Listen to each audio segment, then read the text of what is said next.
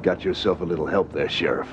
Now I remember you. You're a computer virus, traveling from machine to machine, overriding the core program. Have infection, we'll travel. Let's see if we can't tip the balance a little here.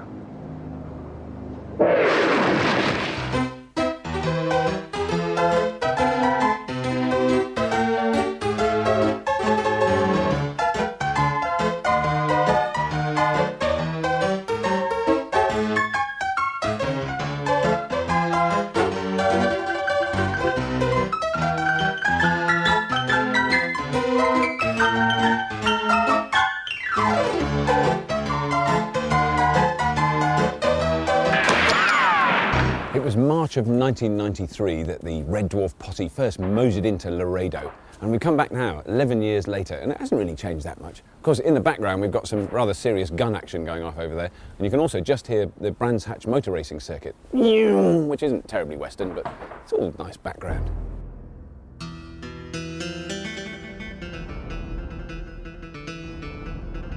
It is an extraordinary place, Leredo, though. I mean, it really, the detail of it is amazing. Even the smoke is real. It comes from real fires in real pot-bellied stoves. But this building wasn't here when we were here before. This is the new hotel building.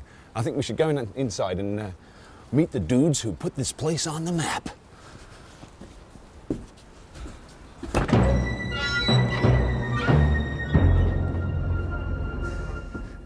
Morning, Cole. Nice to see you. Morning, Hoss. How are you doing? Right. Very well. This is great to come back here after all this time. Yeah. It's amazing. It's developed a bit. Just right. This wasn't here at all when you came last time. This is all very posh. That's right. This town's been set up almost 30 years now. That's right. So even when we came, it was well established. I mean, That's it looked right. like it was. It's been over 20 years in the building then. That's right. And how many? Because there's like a club that people who come here regularly are in a club. Well, we come here every fortnight, once a fortnight, and we actually come and live in the town. So people live in the buildings here? That's right. But perhaps not so much when you came before, but then obviously things have developed since then, so most people sleep in their buildings. They've got their own building, got their own sleeping room. Right. I sleep upstairs in the hotel, which I can show you later, yeah. And what about you, Hoss? You built a house here, have you? Yeah, we've built a print shop. We've got Victorian presses. Oh, so it's actually got presses inside it? It has, yeah, but it's in the process of being built, so it's not all laid out yet, but eventually in about 2 years' time it should be finished. Did you use like hand saws and nice wooden joints? No. No, we are allowed to use power tools if we're up here on an odd club weekend. So yeah, I mean, if we have visitors coming up, then yeah, we'll swap over to the hand tools and make it look like we're building it by traditional methods. Could take quite a long time using the old... Yes, it's taking a long time as it is, so using the old methods, it would probably double the length of time. Now, I remember when we did Red Dwarf here, there was a lot of people who came along and in full costume. It was a really exciting day for us. The Red Dwarf was one of the first major things that actually got shown quite a few times on the television, and from that we've actually got other work. Right. In fact, just 2 weeks ago, some of your colleagues came and filmed. I was filming there myself just the other day for one of my programmes. And of course, this is many years later from when Dwarf were there. But it's, you know, the days that Red Dwarf were filming at Leredo Ranch have gone down in kind of legend. And people always talk, if they talk about Leredo, everybody remembers the Red Dwarf that was done here. Right. And then once we'd finished filming here, we then recreated the bar scene in the studio. That's right. I came and I remember they asked me to grow a beard to look like a rough cowboy. Came to the studio and they made me shave it all off to play the piano.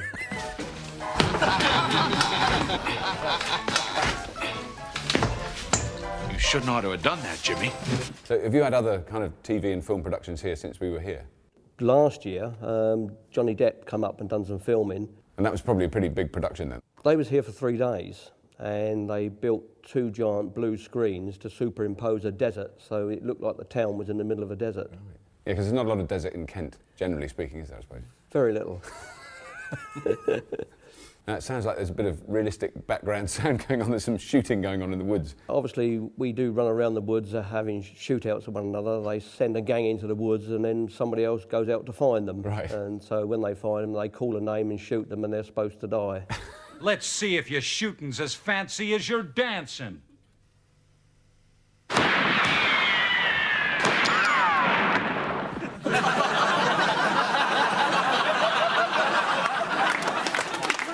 This is the actual scene of one of the most remarkable sequences ever done on Red Dwarf. It was a one take. This is where Crichton ran. Underneath here, there was a big sign over here that had to be released and bang on my head. And it did it in one go. Never before in the history, or since in the history of Red Dwarf, have ever managed to do something that weird in one take. It was extraordinary.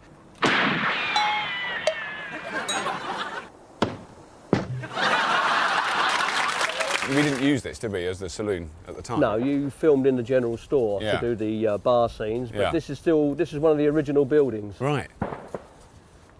And who have we got here? Ah, the gunsmith. The gunsmith, Very important. that was here. That was here. I do remember that one, I'm yeah. not sure about the top, might not have been built. Right. The chap who owns it has built a room upstairs so he Right. can do his cooking and a bedroom Right. up there. Oh, right. This was a two-storey building, and obviously it was quite an old building. And when we had the hurricane a few years ago, Got a bit of damage, did you? it actually moved over a foot. So they took it down and they've been They've rebuilding rebuilt this it. for the last 2 years. Right. We've got the registry office here. Now, has anybody actually ever got married in Leredo? Has that ever happened? Yes, one of our members got married had his reception in the hotel. Oh, right. But it was before the decor was put in there. Right, so- but it was still a good do. Oh, I bet, yeah. That was fun. And this is, I'm very pleased to see, this is looking very smart, the sheriff's office. Yeah, it's You had kept a that up. nice new lick of paint. It has, hasn't it? Why is he a sheriff in some old western? Oh, this is fantastic. Wow. It's always such a shock because, like in a movie set, you'd go through the door like that and you'd be in the car park. You know, there wouldn't be anything, but this is incredibly realistic inside, isn't it? It's Yeah, wonderful. Dave, the chap who owns this, he's very precise in everything. Everything's got to be right, which is very good. And brought lots of people in here, and they're always astonished of how Yeah. nice it is. Yeah, it's fantastic. The desk is lovely, isn't it? Very good. And you've got the cells over here, which Yeah, is and the just cell does spot lock on. up. It does actually lock up, and does it? we can actually lock you inside. Now, it was along here that the horses were tied when we first came into the town, and these horses they were properly trained stunt horses. They were really amazing horses, not that big. And Danny and I had both ridden horses before, so we kind of knew that horses were, rideable, but you needed to treat them with respect. Chris had never sat on a horse before in his life, and it didn't have a steering wheel or a handbrake, so he was a little bit nervous. And Craig had also never sat on a horse. I think he'd been on a donkey on the beach. That was about as close as he got. But Craig has no fear, which is rather unfortunate for the rest of us, because then he wondered how you made a horse run. And he discovered that if you whack it on the back with a stick, it'll run.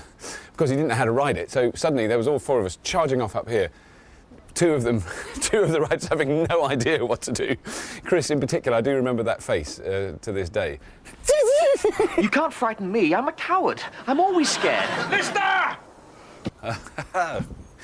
The Undertakers. Now, I'm presuming, although you've had a marriage here, I'm presuming nobody's died in the town. In fact, someone has died in the town. Oh, really? Yeah. Oh. There used to be the stables used to be here. Right. And there was an old gentleman, a very nice chap called Andy. He came up here to work. He was retired. And he had a set plan. He always went home at a certain time. And JT, down in the house, said, well, Andy's not gone home as yet. So they left it for a little bit longer. They came up and he was sitting in his building against his post, and they thought he was asleep. Right. But obviously he passed away. Oh, dear. And his son kindly let us scatter his ashes round the town. So Oh, that's great. He's still here with us. He's still here in spirit. That's right. Love the blacksmith, that's very the nice. Blacksmith actually belongs to JT. Right. And that's his building up there. He Right. sleeps up there on occasions. Oh, great. And is that does the stuff work? He's got a little furnace there and all Yeah, that sort of thing? everything's functional. Right. It works. Oh, it is an extraordinary place. It really is. Amazing. This building along here was where we faked up the saloon. So it's not actually the saloon now, it's now the general store. But this was the actual saloon bar, and this was the position where Crichton was when all the gunshots hit him.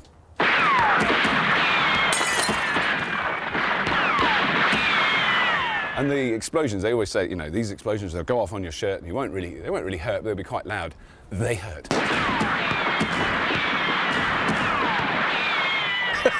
And then the doves. This is where the doves happened. These beautifully trained doves always work with animals and children whenever you get the chance. And these two doves, the whole point was you'd go like that, let go of them, and they'd fly away. Well, these two doves did this special thing that birds don't often do when you let go of them in the air. They just went down the ground. They didn't fly at all. So I was meant to just gently let them go, and in the end, I actually had to go and throw them up in the air as far as I could. Then they did actually do some flapping.